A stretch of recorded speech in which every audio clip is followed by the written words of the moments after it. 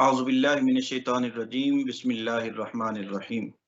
تمام تعریف و توصیف اللہ جل مجدہ الکریم کی ذات بابرکات کے لیے، جو خالق کائنات بھی ہے اور مالک شش جہات بھی۔ لاکھوں کروڑوں درود حضور نبی اکرم شفیع معظم رسول محتشم صلی اللہ تعالی علیہ وآلہ وسلم آپ کی بارگاہ ناز میں، کہ جن کے توسط سے یہ کائنات کی رنگینیاں آباد ہیں۔ سامعین کرام، اپنے حصے کی شمع کے پروگرام کے حوالہ سے حافظ راشد حسین آپ کی خدمت میں حاضر ہے۔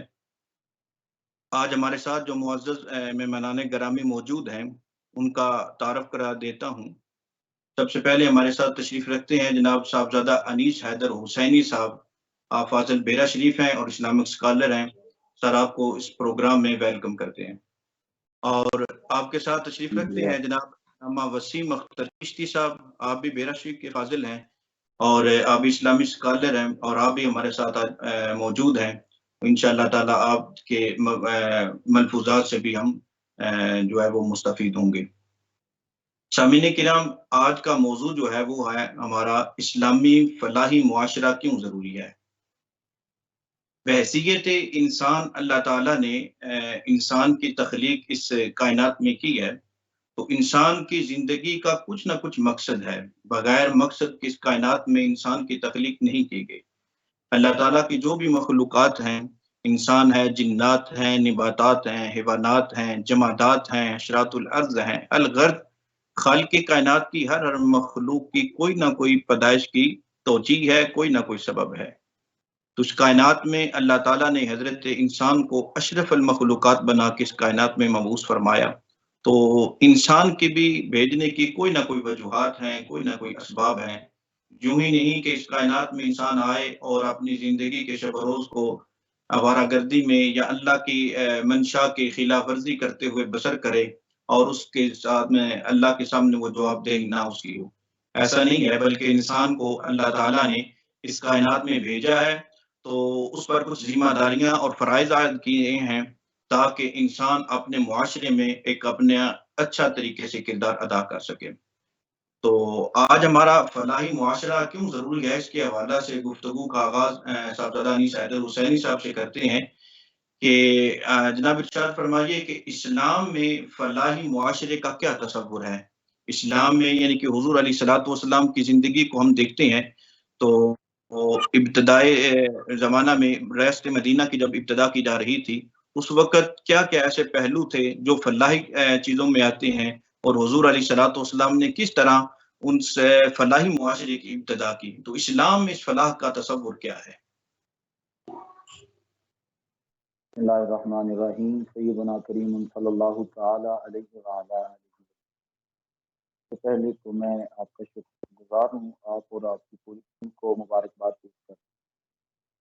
اصلاح احوال اور اصلاح معاشرہ کے حوالہ سے اپنی شمع جلا رہی ہیں، اور یہ شکوہ ظلمت سب سے صحیح بہتر ہے۔ تو نبی مکرم صلی اللہ تعالی علیہ وآلہ وسلم کی تعلیمات کا اگر نچوڑ ہم دیکھیں تو وہ یہ معلوم پڑتا ہے کہ میرے آقا کی تصوری ہی معاشرے کی اصلاح اور فلاح کے لیے ہے۔ جس اعتبار سے بھی وہ معاشرہ کمی کا شکار تھا، اور ایسی چیزیں جو معاشرے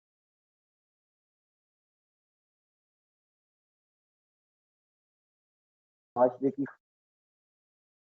یہ واضح معلوم پڑتا ہے کہ میرے آقا نے ان تمام چیزوں کا کلا کما کیا ہے جو معاشرے کی فلاح میں رکاوٹ ہے۔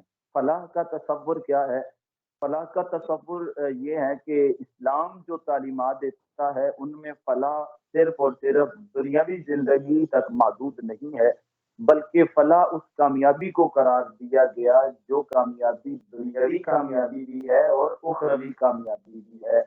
ایسی بنیادیں قائم کرنا کہ جس کے ساتھ معاشرے کے افراد اپنی دنیا بھی بہتر کریں اور آخرت بھی بہتر کریں، وہ کیسے معلوم پڑتی ہیں؟ میرے آقا کریم صلی اللہ تعالی علیہ وسلم نے جس وقت اعلان فرمایا، اعلان نبوت فرمایا، وہ در حقیقت اللہ کی توحید کا بھی اعلان تھا اور آقا کی اپنی رسالت کا بھی اعلان تھا۔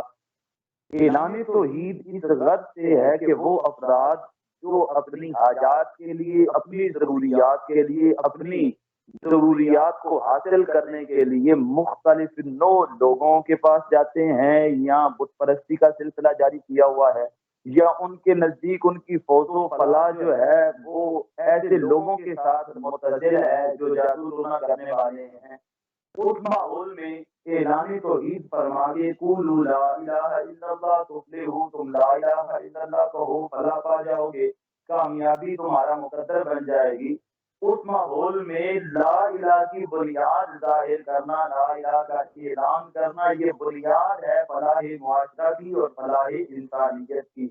جب انسان اس بات کو اپنے ذہن میں راسخ کرے گا کہ میری جملہ ضروریات جو ہیں، میرے جملہ جو معاملات ہیں، وہ اگر میں اپنے اللہ کے حضور التجائیں پیش کروں تو میرا اللہ واحد جو ہے وہ ان ضروریات کو پورا فرما سکتا ہے۔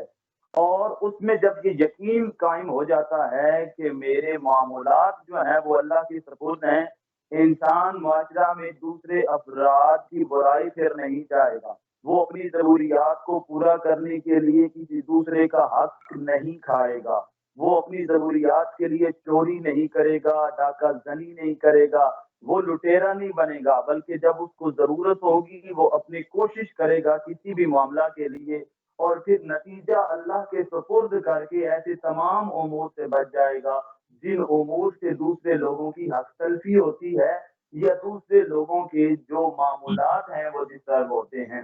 اس کے ساتھ میرے نبی کریم صلی اللہ تعالی علیہ وآلہ وسلم نے جو اعلان رسالت فرمایا ہے، اس میں آپ نے فرمایا میں اللہ کا رسول ہوں، اور اپنی بعثت کا مقصد کیا قرار دیا؟ آپ نے فرمایا میں اخلاق کی تعلیم دینے کے لیے آیا ہوں، وہ لِأُتَمِّمَ مَكَارِمَ الْأَخْلَاقِ، آپ نے فرمایا میں اخلاق کی بہتری کے لیے، لوگوں کو ہدایت کا ذریعہ بنانے کے لیے دنیا پر جلوہ افروز ہوا ہوں۔ اب اللہ نے بھی قرآن مقدس میں فرمایا ہے لَقَدْ كَانَ لَكُمْ فِي رَسُولِ اللَّهِ أُسْوَةٌ حَسَنَةٌ، تحقیق تمہارے لیے میرے نبی کی زندگی بہترین نمونہ ہے۔ اب آقا کریم فلاح معاشرہ کے لیے جو بھی امر فرما رہے ہیں، جو بھی ہمارے لیے سنتیں چھوڑ رہے ہیں، ان کو اگر دیکھا جائے تو اس وقت معاشرہ جس قسم پرسی کا شکار ہے، اگر ہم اس قسم پرسی کو ختم کرنا چاہتے ہیں، اگر اس فلاح معاشرہ سے جو دوری کی کیفیت ہے اس کو ختم کرنا چاہتے ہیں، تو ہم آقا کی سیرت کو دیکھیں کہ آقا نے اس وقت آ کر کیا معاملہ فرمایا۔ سب سے پہلی بات تو جو میرے آقا کی سیرت سے معلوم ہوتی ہے وہ یہ ہے، آپ نے مساوات کا عملی درس دیا ہے، برابری کا عملی درس دیا ہے۔ آقا کی آمد سے پہلے جو کیفیت تھی وہ یہ تھی کہ ذات پات کا نظام تھا، رنگ کی تفریقات تھی، مال و دولت کے اعتبار سے تفریقات تھی، لیکن میرے آقا نے آ کے ایک پہچان دے دی کہ عظمت اور بڑائی کا اعتبار نہ رنگ ہے، نہ نسل ہے، نہ دولت ہے، نہ چہرے کی وجاہت ہے، بلکہ آقا کریم نے ارشاد فرما دیا کل امام اللہ سوا، اللہ کے نزدیک تمام برابر ہیں، اور اللہ کے نزدیک بزرگی کا معیار نہ رنگ ہے نہ نسل ہے، بلکہ اللہ کے نزدیک بزرگی کا معیار تقویٰ ہے۔ اور تقویٰ کیا ہے؟ ہر حال میں بندہ اللہ سے ڈرتا رہے، ہر حال میں اپنے اللہ کے سامنے پیش ہونے کے خوف سے وہ برائی سے بچتا رہے، کسی وقت اگر اس کا ہاتھ کسی دوسرے اللہ کے بندے کی طرف اٹھتا ہے۔ اور یہاں ایک بات نبی مکرم صلی اللہ تعالی علیہ وآلہ وسلم کی حدیث مبارکہ کی روشنی میں گزارش کرنا چاہوں گا کہ میرے آقا نے مسلمان کی جو تعریف کی ہے، آپ نے فرمایا المسلم من سلم المسلمون من لسانہ و یدہ، فرمایا مسلمان وہ کہلوا سکتا ہے کہ جس کے ہاتھ اور زبان دونوں سے دوسرا مسلمان محفوظ رہتا ہے۔ تو نبی کریم صلی اللہ تعالی علیہ وآلہ وسلم کا جو غلام ہے، یا جو آپ کے اسوہ حسنہ کو فالو کرنے والا ہے، وہ یہ چیز پیش نظر رکھے کہ میرے آقا نے کسی دوسرے کے ساتھ ہاتھ کے ساتھ زیادتی، زبان کے ساتھ قلت کلامی سے منع فرمایا ہے۔ جب وہ دوسرے لوگوں کے ساتھ معاملات کرے تو وہ اگر برائی کرنے کا ارادہ بھی کرے تو اسے اپنے رسول کا حکم یاد آ جائے اور وہ کسی سے طور شروع ہو کے نہ بولے۔ اگر وہ کسی کا حق کھانے کی طرف بڑھے بھی، اس کے پاس مواقع بھی موجود ہوں، تو اسے یہ یاد آ جائے کہ میرے رسول نے منع کیا ہے۔ اور یہاں ایک بات یہ بھی عرض کروں گا، کوئی بندہ مالی اعتبار سے یا اختیارات کے اعتبار سے بالکل صفر ہو، بالکل زیرو ہو، اس کے پاس نہ اختیارات ہوں، نہ وہ مالی اعتبار سے مستحکم ہو، لیکن وہ اللہ کا بندہ ضرور ہوگا، وہ رسول اللہ صلی اللہ تعالی علیہ وسلم کا امتی ہوگا۔ تو یہ دو باتیں ایک مسلمان کو پیش نظر رکھنا ضروری ہے۔ اگر وہ دوسرے مسلمانوں کے لیے اپنے اندر خیر خواہی کے جذبات پیدا کر لیتا ہے اور ان کے ساتھ غلط بیانی، غلط کلامی اور غلط معاملات نہیں کرتا، تو وہ فلاحی معاشرے کی بنیاد جو آقا نے رکھی ہے وہ اس کی پیروی کر رہا ہے۔ جی بے شک، ماشاءاللہ آپ نے بہت خوبصورتی کے ساتھ اس کو واضح کیا۔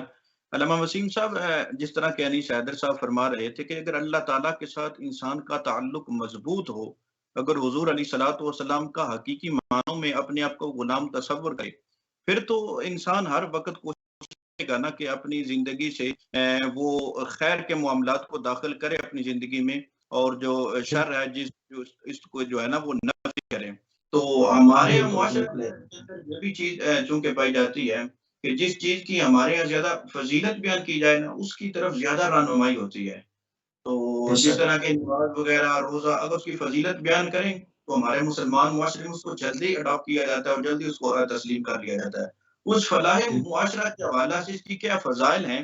آپ کچھ نہ کچھ ارشاد فرما دیں، اسلام کی روح کے حوالہ سے کچھ فضائل بیان فرمائیں تاکہ ہمارے ناظرین جو ہیں وہ فضیلت سن کر اس کام کی جانب جو ہے نا ان کا رجحان اور اس کا طرف ان کا میلان ہو۔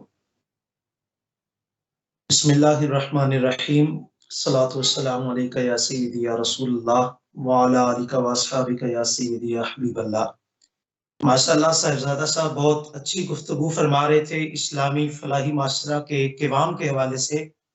تو میں اس میں یہ عرض کرنا چاہوں گا کہ اسلامی معاشرے کا قیام کیوں ضروری ہے۔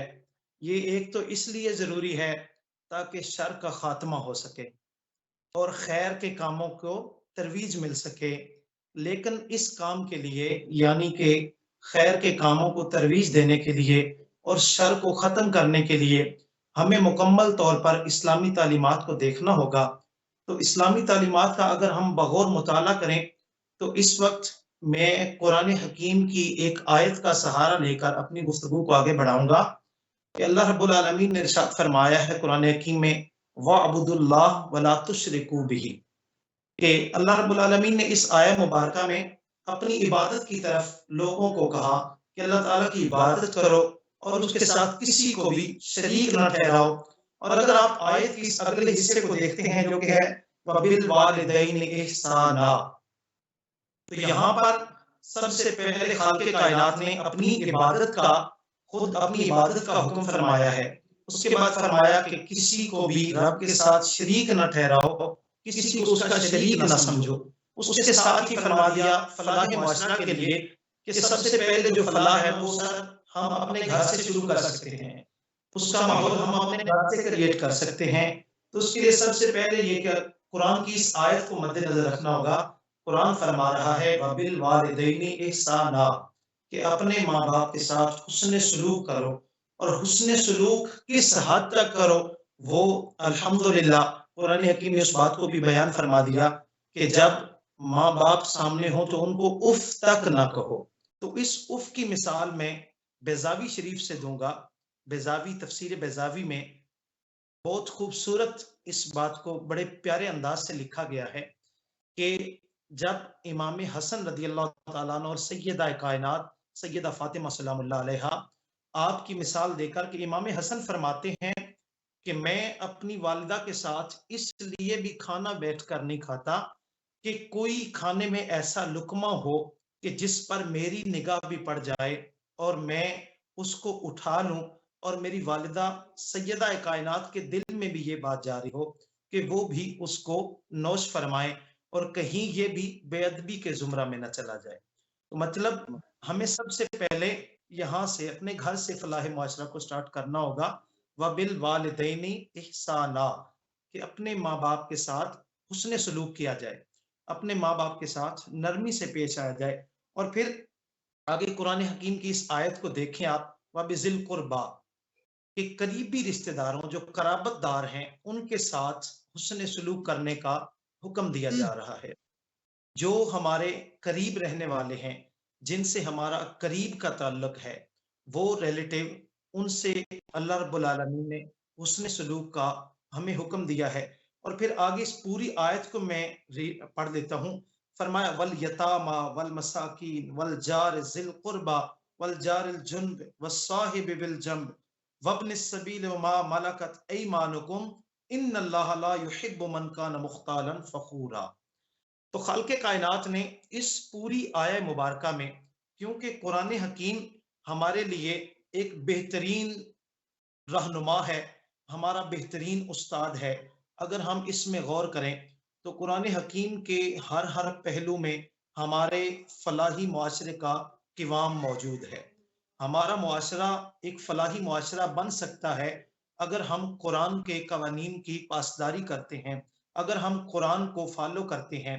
اگر اس ایک آیت کی مثال لے لیں، جیسے صاحبزادہ صاحب ماشاءاللہ بڑے خوبصورت انداز میں بیان فرما رہے تھے، لَقَدْ كَانَ لَكُمْ فِي رَسُولِ اللَّهِ أُسْوَةٌ حَسَنَةٌ. تو میں سامعین سے بھی یہی التجا کروں گا کہ قرآن کریم ہمارے لیے مثل راہ ہے، اور رسول اکرم صلی اللہ علیہ وسلم کی پوری زندگی، حضور کے بچپنے کو دیکھ لیں، میرے کریم آقا کا بچپنا بھی بے مثال ہے. حضور کی جوانی والی زندگی کو دیکھ لیں تو حضور کی جوانی والی زندگی بھی ہمارے نوجوانوں کے لیے بہترین اگزامپل ہے، بہترین ماڈل ہے. آقا کریم صلی اللہ علیہ وسلم کے جنگی دور کو دیکھ لیں تو حضور کا جنگ والا زمانہ وہ بھی بے مثال ہے. اور اگر مکی زندگی کو دیکھیں، مکی زندگی بھی بے مثال ہے. حضور کی مدنی زندگی کو دیکھیں تو مدنی زندگی بھی بے مثال ہے. اور میرے کریم آقا صلی اللہ علیہ وسلم کی فلاحی معاشرہ کے لیے سب سے بڑی بات جو میں سمجھتا ہوں میری اس پوری گفتگو کا نچوڑ ہوگی، وہ یہ ہوگی کہ میرے کریم آقا صلی اللہ علیہ وسلم نے فلاح معاشرہ کے لیے، کیونکہ علامہ صاحب معاشرہ میں بگاڑ تب پیدا ہوتا ہے جب ہم کسی کا حق اپنی طرف چھیننے کی کوشش کرتے ہیں، کسی کا حق غصب کرنے کی کوشش کرتے ہیں. تو یہ چیز ہوتی ہے مال کی محبت سے. تو حضور نے فرمایا کہ میرے پاس احد پہاڑ جتنا بھی سونا ہو تو میں یہ پسند نہیں کرتا کہ شام ہونے تک وہ میرے پاس رہ جائے. یعنی آپ نے اس کو تقسیم کرنے کی ترغیب دلائی ہے. اور پھر آپ نے اپنی زندگی میں یہ کر کے دکھایا ہے، صرف زبانی کلامی نہیں بلکہ عملاً آپ نے اس کی مثال موجود، آپ کی زندگی میں اس کی تمام مثالیں موجود ہیں. ہم اگر حضور کی زندگی کا مطالعہ کریں تو بہت پیاری بات اور انتہائی خوبصورت کہ میرے کریم آقا صلی اللہ علیہ وسلم نے پورے قرآن کو اپنی زندگی کا عملی جامہ پہنایا ہے. وہی بات ہے کہ ام المومنین عائشہ صدیقہ رضی اللہ تعالیٰ عنہ، آپ سے جب پوچھا گیا حضور کے اخلاق کے بارے میں تو آپ نے فرمایا کان خلقہ القرآن، کہ اگر قرآن کو لفظوں کو پڑھیں گے تو وہ ظاہری قرآن کی آیتیں نظر آئیں گی، اور جب قرآن کا ترجمہ اور تفسیر کریں گے تو حضور علیہ الصلوۃ والسلام کی سیرت اور کردار نظر آ جائے گا، حضور کی اس میں نمایاں سیرت نظر آئے گی. تو میں اس حوالے سے یہ بھی بات کہوں گا کہ ایک اسلامی فلاحی معاشرہ، اس کے قیام کے لیے ضروری ہے کہ ہر فرد اپنی حیثیت کے مطابق اس میں اپنا کردار نبھائے، اس میں اپنے کردار کا رنگ دکھائے. چاہے کوئی باپ کی حیثیت سے ہے تو وہ باپ کا کردار نبھائے، اگر کوئی بیٹے کی حیثیت سے ہے تو وہ بیٹے کا کردار اپنائے، اور اگر کوئی بھائی کی حیثیت سے ہے وہ بھائی کا کردار اپنائے.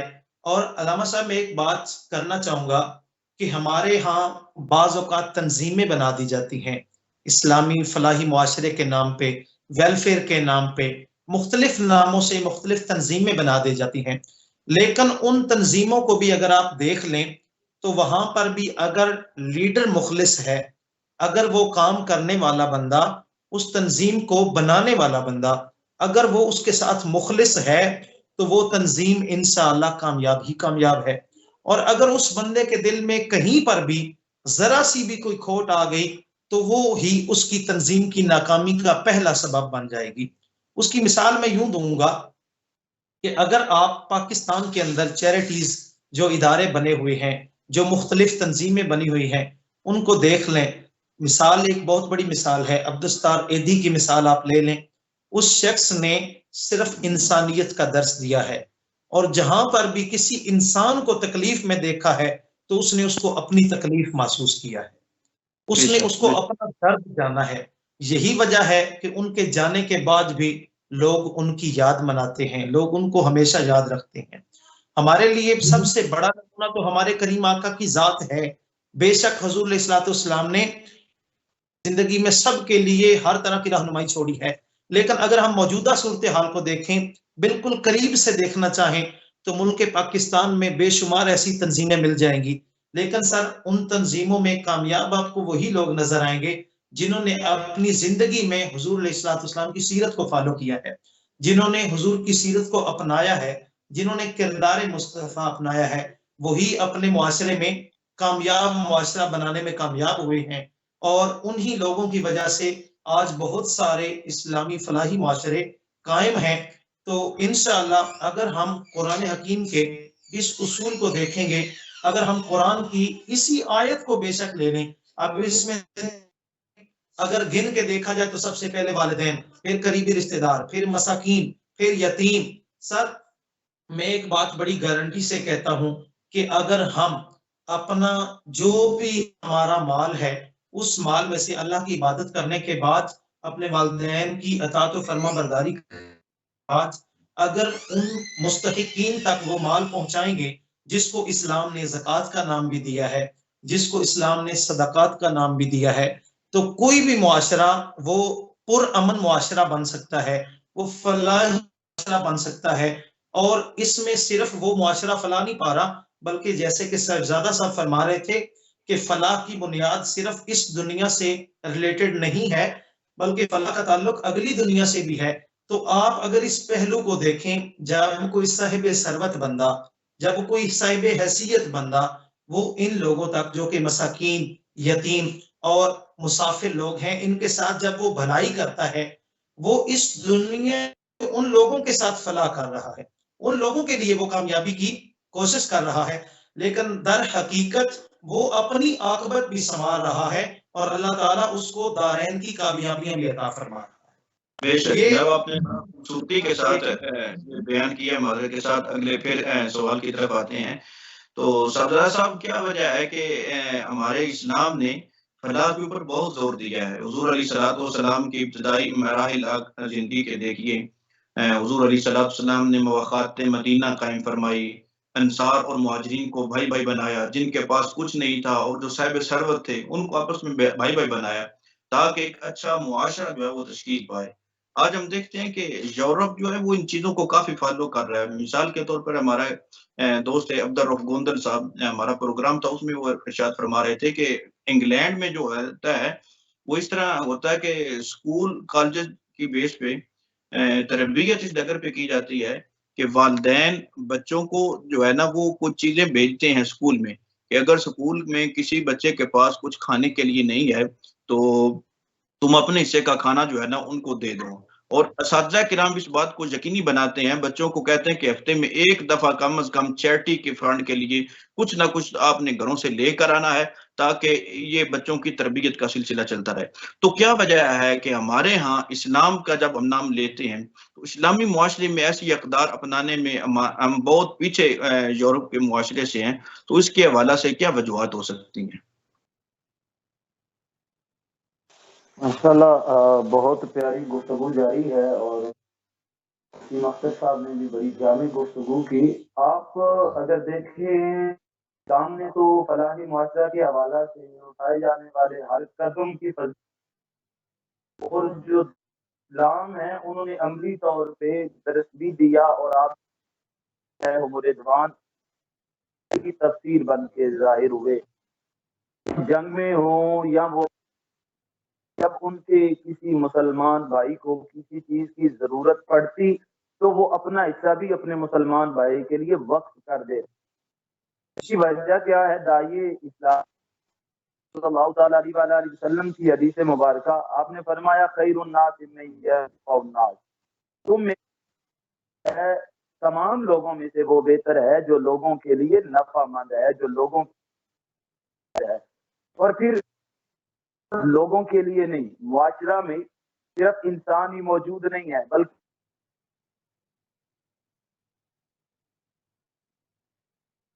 میرے خیال میں وہ کچھ مسئلہ جی کنٹینیو کر رہے ہیں جناب صاحب۔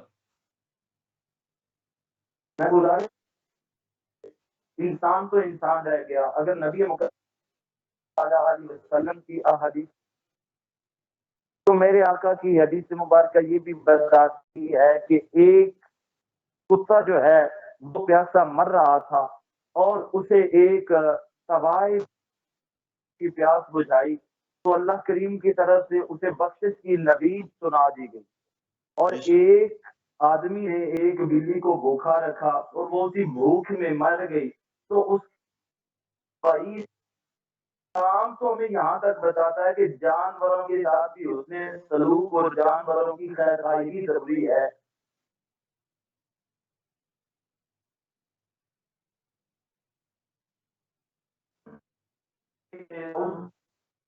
چیزوں کی کمی ہے عملی طور پہ یا اقوال کی صورت میں، ہمارے پاس بفر ذخیرہ موجود ہے، بس قسمتی سے ہم نے اپنا جو قبلہ و کعبہ بنایا ہے نا، جب سے مدینہ اور ہمارا قبلہ کچھ اور ہماری توجہات کا اور رول ماڈل ہونے کے ہیں وہ تبدیل ہو گئے ہیں، تب سے ہم صرف اپنی بات کرنا شروع کر چکے ہیں۔ تو اللہ جو ہے وہ چاہے کی طرف نہیں کر رہے، اس کی وجہ یہ ہے کہ دیکھیے ہمارے معاشرے میں کتنے افراد موجود ہیں جنہیں آقا کریم کی پاک سیرت کے بارے میں علم ہے کہ میرے آقا یہ معاملہ اختیار فرمایا، مثلا میرے آقا کریم صلی اللہ تعالی علیہ وسلم ذکر آپ کے سامنے ہو چکا، میرے نبی کی عدالت بھی بے مثل و بے مثال ہے، امانت کے اعتبار سے دیکھیں تو میرا نبی میرے نبی کے ساتھ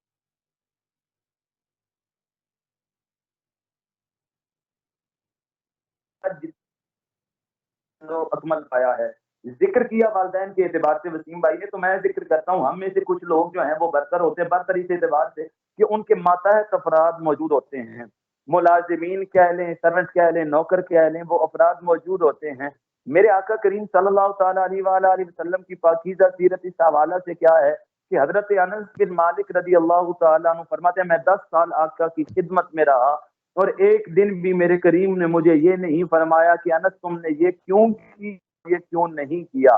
ہم اپنی دھاک بٹانے کے لیے اپنے ملازمین اور اپنے نوکر جو ہیں ان پر طرح طرح کی اپنی طرف سے پابندیاں اور ظلم و ستم روا رکھتے ہیں، اور پھر جو ہمارے ملازمین ہوتے ہیں، جو ہمارے ماتحت عملہ ہوتا ہے، وہ اسی خواہش میں رہتا ہے، اسی کوشش میں رہتا ہے کب میری بات سے جان اور میں جاؤں گا۔ یہ معاشرے کا ایک اہم ریلیشن ہے جو ایک بات اور اس کے ملازم کے درمیان ہے، لیکن ہمارے ملازمین اور ہمارا ماتحت عملہ ہم سے دور بھاگنے کی کوشش کرتا ہے۔ میں آپ کے سامنے ایک مثال رکھتا ہوں نبی کریم صلی اللہ تعالی علیہ وسلم کے، اب تو غلامی نہیں ہے، اب صرف نوکری ہے یا ملازمت ہے، وہ دور غلامی کا تھا۔ جناب زید بن حارثہ رضی اللہ تعالی عنہ جو حکیم بن حزام نے سیدہ خدیجہ الکبریٰ کو بطور تحفہ غلام پیش کیے تھے، پھر سیدہ خدیجہ نے وہی رسول اقدس کی خدمت میں پیش کر دی، اب وہ غلامی کی زندگی بسر کر رہے ہیں۔ آپ غلامی کی زندگی مکہ میں بسر کر رہے ہیں، آپ کے والد کو پتہ چلتا ہے کہ میرا وہ بیٹا جو اپنی ماں کے ساتھ گیا تھا ننہال میں اور وہاں سے لٹیروں نے قافلہ بھی لوٹ لیا، اسے بھی ساتھ لیا اور غلامی کی صورت میں بیچ دیا، میں جا کے اس سے لے آؤں۔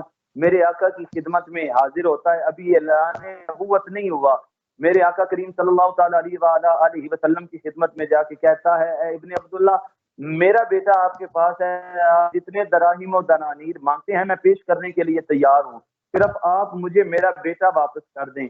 میرے آقا نے فرمایا ہمیں رقوم کی ضرورت نہیں ہے، دراہیم و دنانیر کی ضرورت نہیں ہے، اگر آپ اپنا بیٹا لے کے جانا چاہتے ہیں تو اپنے بیٹے سے پوچھ لیں، وہ آپ کے ساتھ جانا چاہے تو چلا جائے۔ اب ہم اپنے دیکھیں اور اس وقت کی کیفیت دیکھیں، زید کے اسی جملہ میں آقا کا جو عملی اظہار ہے غلاموں کے ساتھ وہ نظر آتا ہے۔ میرے آقا کا غلام زید کہتا ہے ابا جان آپ واپس چلے جائیں، میں اس در کی غلامی نہیں جا سکتا، میں ان کے پاس ہی رہوں گا، میں آپ کے ساتھ نہیں جاؤں گا۔ وجہ کیا ہے؟ وہاں غلامی بھی سرداری سے بہتر ہے، وہاں نفس بھی محفوظ ہے، وہاں کسی اعتبار سے اس کی تحقیر نہیں ہو رہی۔ خلق خدا کی تحقیر کرنا ہمارے معاشرے میں اسٹیٹس سمبل بن چکا ہے، لیکن اسلام اس بات سے ہمیں اور آپ کو دور رکھتا ہے۔ کسی کی تاخیر بھی نہیں ہونی چاہیے. زید نے کہا یہ غلامی مجھے زیادہ بہتر ہے اس سرداری سے جو آپ کے ساتھ جا کے ملے گی. تو برادر مکرم ایک چیز یہ ہے کہ ہمارے ساتھ کوئی چیز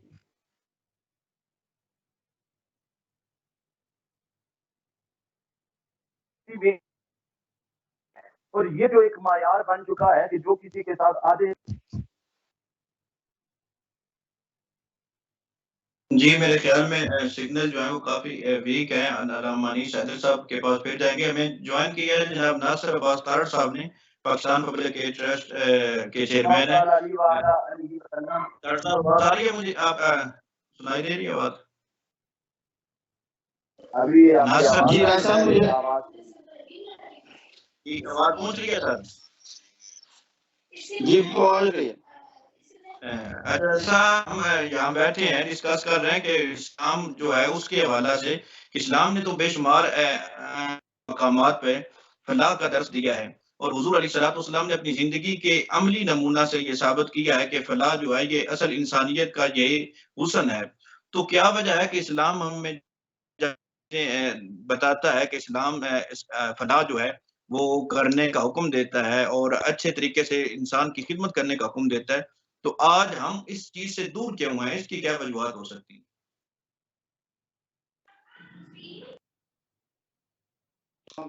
السلام علیکم. میں تمام آپ کے مہمان اور آپ کو جو ہے وہ اس اچھے پروگرام اور اہم ترین موضوع جو ہے اس کے اوپر آپ کو خوش آمدید بھی کہتا ہوں. امید بھی کرتا ہوں کہ انشاءاللہ تعالی اس کو ہم مسلسل آگے لے کر چلیں گے.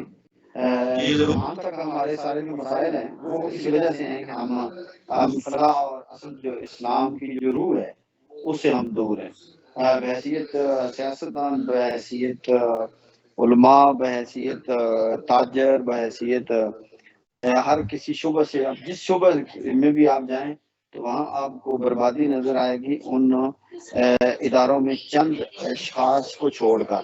ہر جگہ پہ لوگ اچھے بھی ہیں ہر جگہ پہ، لیکن بہت کم آپ کو کثرت میں جو ہے وہ معاشرے کا جو بگاڑ ہے وہ اسی وجہ سے ہے کہ ہم نے اصل اسلام کی جو روح ہے، اسلام تو محبت سکھاتا ہے، اخلاق سکھاتا ہے، کردار سکھاتا ہے. آپ کی ذات گرامی نام نامی حضرت محمد صلی اللہ علیہ وآلہ وسلم نے تو برداشت کا صبر دیا. آپ نے اظہار محبت کا جو ہے وہ بھی، اسلام ایک مکمل طور پہ فلسفہ حیات ہے. تو ہم اس دوری کی وجہ سے آج اس معاشرے میں بگاڑ ہے. ہمارے پاس بے شمار مسائل ہونے کے باوجود جو ہے وہ ہم اس کو بھگت رہے ہیں. اب سوال یہ پیدا ہوتا ہے کہ ہم کس طرح اس میں دیکھیں. ہم سمجھتے ہیں کہ ہم لاکھوں کروڑوں میں لوگ آئیں گے یا بڑا ایک پروگرام لانچ کریں گے تو اس سے تبدیلی آئے گی. یہ اس موضوع کا ہم نے چناؤ کیا ہے. ویلفیئر میں بھی آپ 1 سال پہلے جائیں تو منڈی بولدین جو ہے اس میں فلاحی تنظیمیں کام کر رہی تھی، لیکن کوئی دوسرا گاؤں والے بھی نہیں جانتے تھے فلاحی تنظیم کو، کیونکہ وہ سمجھتے تھے کہ اس معاشرے میں صرف جو ہیرو ہے وہ صرف وہی ہے جس کی گاڑی کے اوپر نیلی بتی ہے یا جو کسی بھی سیاسی حیثیت میں یا سرکاری حیثیت میں افسر ہے. آج الحمدللہ کلچر ایک بن گیا ہے، ایک سوچ اور شعور پیدا ہو گیا. لوگ فلاح کے ساتھ جڑنا چاہتے ہیں اور فلاحی کام کرنا چاہتے ہیں، اور اس کے پیچھے 1 سال سے مسلسل جو ہے اس میں میڈیا کا انتہائی اہم رول ہے، ہمارے لوگوں کا ہے، ہمارے اوورسیز کا ہے، ہماری جو ہماری ضلع میں جو کمیٹیز ہیں ان کا ہے. تو اسی طرح ہی اسلامی معاشرہ جو فلاحی معاشرہ ہے اس کے اوپر بھی کام کریں گے. آپ اس پہ جو ہے وہ ہر روز مختلف پہلو لے کے آئیں، اس میں جو بگاڑ ہے اور پھر ان کا سوچ ہے، پھر ان لوگوں کو لے کے آئیں گے جو جن کے قول و فعل میں امتزاج نہیں ہے. پھر ان لوگوں کے ساتھ بھی ہم نے جڑنا ہے جو ڈی ٹریک ہوئے ہیں، جو سندھ سے ہٹے ہوئے ہیں. تو یہ بہت ساری چیزیں ہیں، اس سے فرق پڑے گا. فرق ایسے ہی پڑتا ہے، وہ ایک بچے جو ہے وہ سٹار فش سمندر سے باہر آ جاتی ہے تو وہ دریا سمندر میں پھینک رہا تھا تو اوپر سے ایک بزرگ آئے، انہوں نے کہا کہ یہ جو لاکھوں میں ہیں تو آپ کو ایک پھینکنے سے 2-4 کیا فرق پڑے گا. تو اس نے ایک تڑپتی ہوئی فش کو اٹھایا اور اٹھا کے گہرے پانی میں پھینکا تو اسے کہا کہ اس سے فرق پڑ گیا. اسی طرح فرق پڑتا ہے. آغاز جو ہے وہ چائنیز کہاوت بھی ہے کہ کسی بھی سفر کا آغاز جو ہے وہ پہلے 1 قدم سے ہی ہوتا ہے. تو یہ اس کا ہے. اب ہم ایک نیا پروگرام بھی لے کے آ رہے ہیں انشاءاللہ تعالی. جو والدین کے ساتھ اظہار محبت کا ہے. تو بہت سے پہلوؤں کے اوپر کام کرنے کی ضرورت ہے اور آپ اس کو کنٹینیو کریں. آپ جو دوست ہیں جو آپ محمد نواز لک صاحب بڑا اچھا وہ بولتے ہیں, آپ ضلع میں ان لوگوں کو ڈھونڈیں, فرقہ سے ہٹ کر, کسی جماعت سے ہٹ کر, کسی سے ہمارا کسی فرقے سے نہیں, ہم عاشق رسول ہیں. ہم نے اسلام کی اور اسلام کا جو اصل درس ہے وہ انسانیت سے محبت ہے. تو محبت جو ہے وہ اس سے بڑھ کر کوئی اور ہتھیار اس دنیا میں طاقتور نہیں ہے. آپ اس پہ فوکس رکھیں, آپ دوستوں کے ساتھ رکھیں, آپ کا چینل آپ کو پورا سپورٹ کرے گا. آپ کے جو دوست بیٹھے ہوئے ہیں یہ آپ کو رائے دیں, یہ ایسے لوگوں کو ڈھونڈیں, یہ ایسے جو معاشرے میں جو ہماری جو بگاڑ ہے, بگاڑ آپ کو نظر ہے. اتنی خوبصورت سوسائٹی ہے اور اس کے اوپر کام نہ کرنے کی وجہ سے, اچھی گفتگو نہ ہونے کی وجہ سے, اچھا ماحول نہ ہونے کی وجہ سے, صحبت اچھی نہ ہونے کی وجہ سے, بزرگوں کے پاس نہ کی وجہ سے, بچوں کے اسکول میں اچھی تربیت نہ ہونے کی وجہ سے, گھر میں والدین جو ہے ان کی اصل جو روح ہے اس کے اوپر تربیت نہ کرنے اور صرف وہ سمجھتے ہیں کہ یہ مشین ہے پیسے کمانے کی. تعلیم جو ہے وہ تعلیم اصل تعلیم ہے, اصل تعلیم تو جو ہے وہ آپ کا بیہیویئر ہے. باقی تعلیم تو آپ کو الفاظ بولنے کے, اب میں پی ایچ ڈی کوئی P H D A B C کوئی ہوگا تو وہ تو چلو اچھے الفاظ کی آئے گی, اس کو اوپر نیچے الفاظ اچھے کر لے گا, جو چار انگلش میں بول لے گا یا اردو کے بڑے الفاظ استعمال کر لے گا. باقی تعلیم سے فرق نہیں پڑتا, اچھے کردار سے فرق پڑتا ہے اور محبت سے پڑتا ہے, برداشت سے اور معافی سے. جی ماشاءاللہ, آپ نے بہت خوبصورتی کے ساتھ سر وقت دیا. آپ کے وقت دینے کا شکریہ.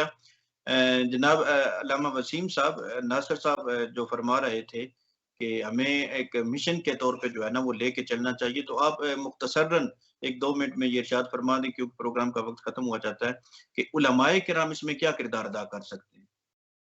سر ایک مثالی ریاست کے حوالے سے ماشاءاللہ بڑی پیاری گفتگو کر رہے تھے. ایک معاشرہ ہو یا پھر ریاست ہو تو ہمیں اس کو ایک ہی اینگل سے دیکھنا چاہیے. ایک مثالی ریاست کے حوالے سے میں صرف اتنا کہوں گا, علماء کی یہ ذمہ داری ہے کہ وہ انبیاء کے مشن کو لوگوں تک پہنچائیں. انبیاء کا مشن اگر ہم دیکھتے ہیں تو قوم لوط کو دیکھ لیں سر, قوم نوح کو دیکھ لیں, ان لوگوں پر عذاب کیوں آیا ہے؟ ان لوگوں پر عذاب اس وجہ سے آیا ہے کہ انہوں نے اپنے انبیاء کے مشن کو بھلا دیا ہے. انہوں نے اپنے انبیاء کے مشن کی تائید نہیں کی بلکہ انہوں نے اس کو تردید کیا ہے اور انبیاء کی بات نہیں مانی. اگر ہم انبیاء کے مشن کو زندہ کرتے ہیں ایز اے عالم دین, ہم اپنی مسجد میں جہاں پر خطابت کر رہے ہیں یا جہاں پر ہمیں کسی سٹیج پر بولنے کا موقع ملتا ہے, چاہے وہ کوئی چینل ہو یا مسجد کا ممبر ہو یا پھر کوئی جلسہ گاہ ہو, تو ہمیں ہر پلیٹ فارم پر انبیاء کے مشن کو زندہ کرنا.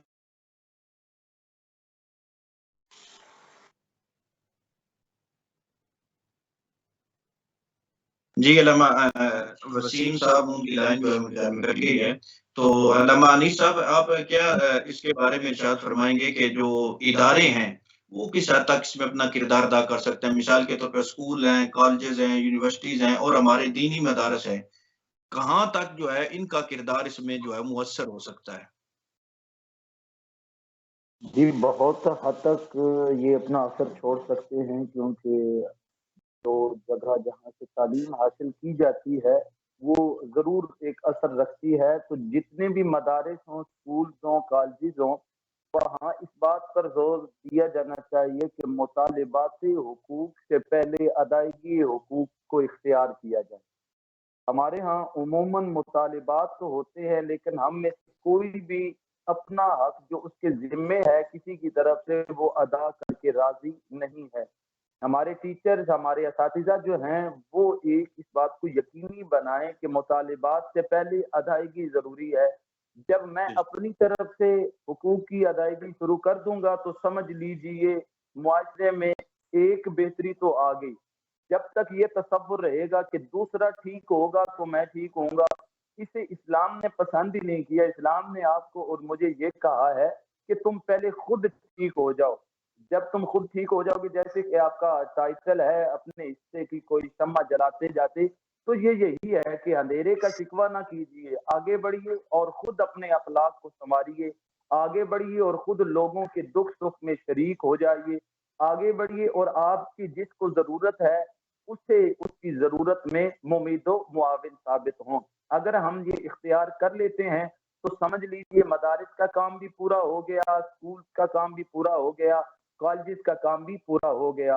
اور سب سے پہلے ایک چیز یقینی بنائیں کہ ہمارا جو رول ماڈل شریعت نے قرار دیا ہے وہ ایک ہے، وہ ذات رسالت مآب صلی اللہ تعالی علیہ وآلہ آلہ وسلم ہے۔ باقاعدہ مدارس میں، کالجز میں ایک پیریڈ ہونا چاہیے جو سیرت نبوی کے حوالہ سے ہو، جو آقا کریم کی سخاوت کے تذکار سے بھرا ہو، جو میرے آقا کی امانت کا ذکر لیے ہوئے ہو، جو میرے آقا کی سچائی کے اوصاف بیان کرنے والا ہو۔ تو اگر یہ سیرت کے ایک سبق کا، ایک پیریڈ کا اہتمام ہم کر لیں تو یقیناً اللہ کریم ہمیں فلاح دارین عطا فرمائے گا اور پورے معاشرے کو مثالی معاشرہ بنائے گا۔ جی ماشاء اللہ، بہت شکریہ جناب صاحبزادہ علی حیدر حسینی صاحب، آپ تشریف لائے، آپ کے وقت کا شکریہ۔ علامہ وسیم اختر صاحب، آپ نے وقت دیا، آپ کا شکریہ۔ اور انشاءاللہ گائے بگائے آپ کو زحمت اور تکلیف دیتے رہیں گے تاکہ آپ بھی جو ہے نا اپنے علم سے لوگوں کو جو ہے وہ فیض پہنچاتے رہیں۔ تو ناظرین کرام، آج ہم نے فلاح معاشرہ کیوں ضروری ہے اس کے حوالہ سے گفتگو کی۔